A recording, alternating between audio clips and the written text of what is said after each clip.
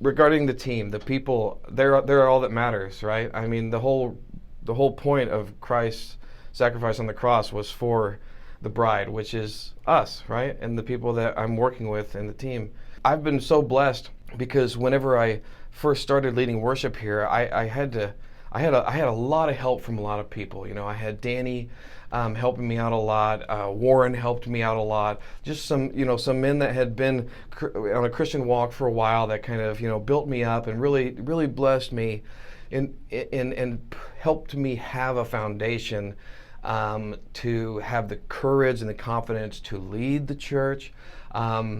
And obviously so many amazing singers. God's always good. Whenever someone is on their way out, just because God calls people in different seasons, God's always been good about bringing someone in. So like, drummer wise, we had Kurt. Kurt was a great drummer. God called him to do something else, and he raised up Zach, and Zach came in, and I mean, like, I know that Warren worked with Zach, I worked with Zach, and like, he became an amazing drummer. I was so thankful because I was like, what am I gonna do? Like, are we gonna have to have Mark play drums? Like, but as a worship leader, you worry about that. You're like, well, I have to have drums. Like, it won't sound really loud and awesome if we don't have drums. And then, as Zach's been growing up and, going to college, and now he's in the police academy, God gave us Carter, Carter Norton, and Carter's also an amazing drummer. So he's always been good that way. I would have never guessed that he'd give us not only a banjo player, but also a fiddle player.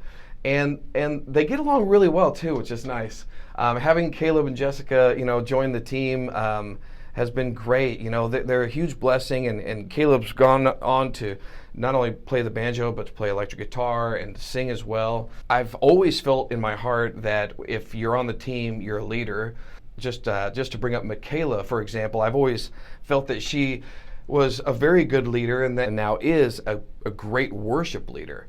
And so I've always tried to invest in every person that's been on the team, every single one of them, whether they sing, whether they play guitar, whether they drum. You're a leader, and I want to make sure that as we are all learning all these songs together and on this journey together here at Whittington, that every single person is capable of taking this congregation to the throne room. Michaela's done a wonderful job getting thrown into the youth with her husband, and then also taking on me, putting up with me, but playing piano and singing. God's just blessed us with just tremendous people. Scott playing bass, Caleb Webb playing bass. The guy drives like an hour every Sunday to come and play, 2 hours.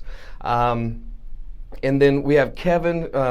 Kevin's been such a huge blessing. He's so uplifting. He loves the kids in the band. He calls us his kids. There are things that I'm not good at that the team, that God has placed someone in the team that's really good at.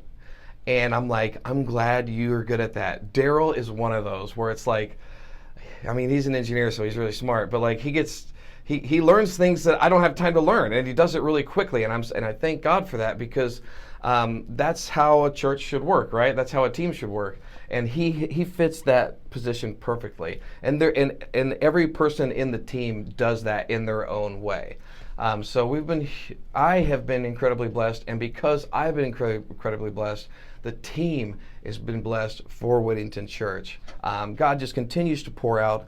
One last thing I want to say, though, is that our focus is always on genuinely singing the gospel of Christ, always being very careful about what we say on stage, what we present to the church, so that it is theologically correct and that it is edifying to a person's walk, whether they're brand new or whether they've been walking with Christ for a while. That's always our focus, and I thank God that He has put that in my heart, because I am never flippant about what we present to the congregation.